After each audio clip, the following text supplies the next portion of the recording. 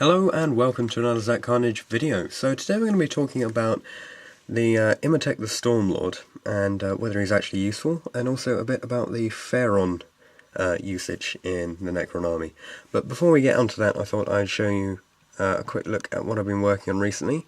Here we've got my first fully painted squad of Grey Knight Terminators, including the banner, which is actually removable.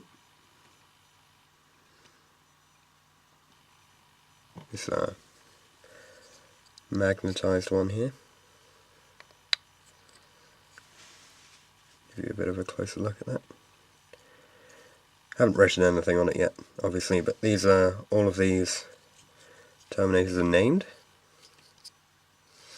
That was my first squad, and then I went on eBay and I managed to get myself another squad at half price, and all of their force weapons had already actually been airbrushed up, because I don't have an airbrush.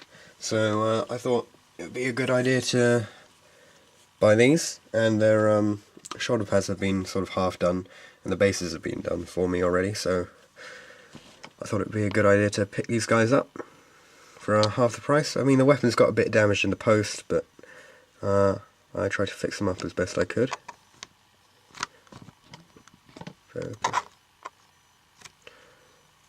Justicar, and for some reason two of them came with the apothecary helmets and extra back attachments. I'm not quite sure about that. I still need to go over the weapons with Bad Black Wash to finish them off, but apart from that they're pretty much done. Okay, so getting on to Imhotep himself. Just get these out of the way. And I have actually done a painting tutorial for Imhotep, so if you want to go and check that out, I can put up a link for that. Here we go. So basically, Imhotep the Stormlord. He's a very expensive HQ choice.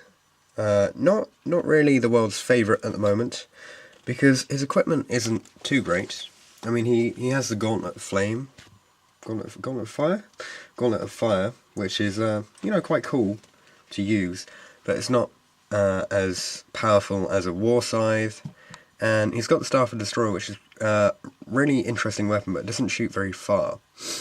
So what else does he come with? He's got Bloodswarm Nanoscarabs. They're not great. They're okay.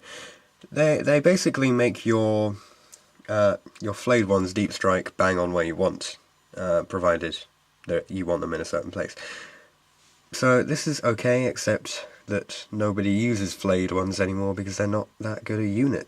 Other than that, Phylactery is okay. He does get 2+ save, which is quite nice, and 3+ invulnerable. So that's all good. But the main thing I want to talk about is that he is actually a Phaeron. Now, Phaeron is cool because it used to be very cool in 5th edition. Because what it did is it made any unit that you put him with relentless. Now, in 5th edition, that meant that you could move with your rapid-fire weapons and still shoot full distance. But with rapid-fire weapons now, if you move, you can still shoot full distance. So there's not really much point in taking Phaeron. In fact, the only reason why you'd want Phaeron now is if you planned on shooting at something and then assaulting.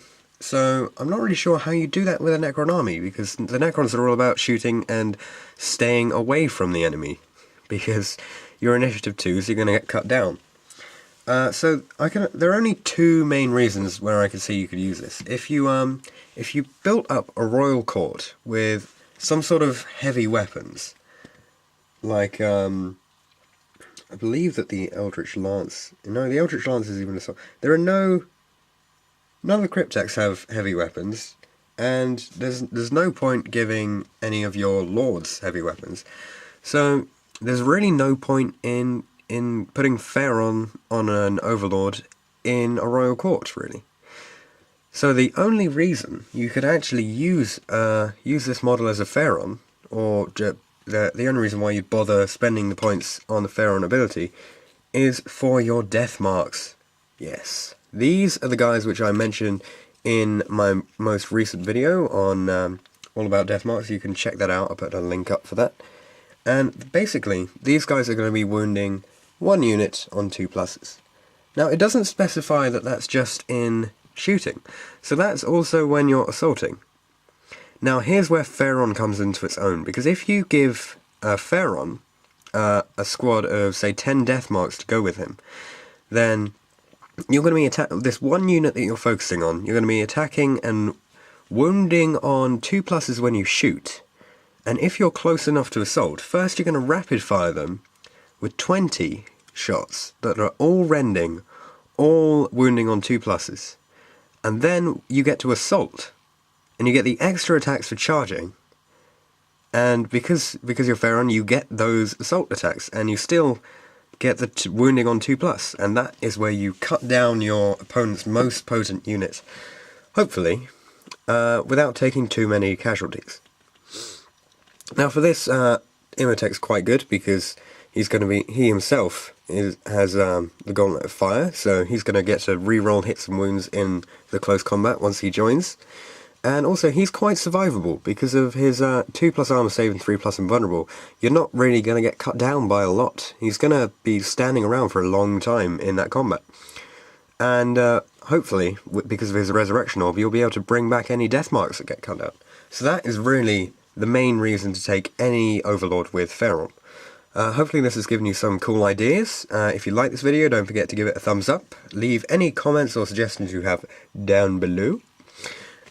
Subscribe, and I'll see you guys in the next video.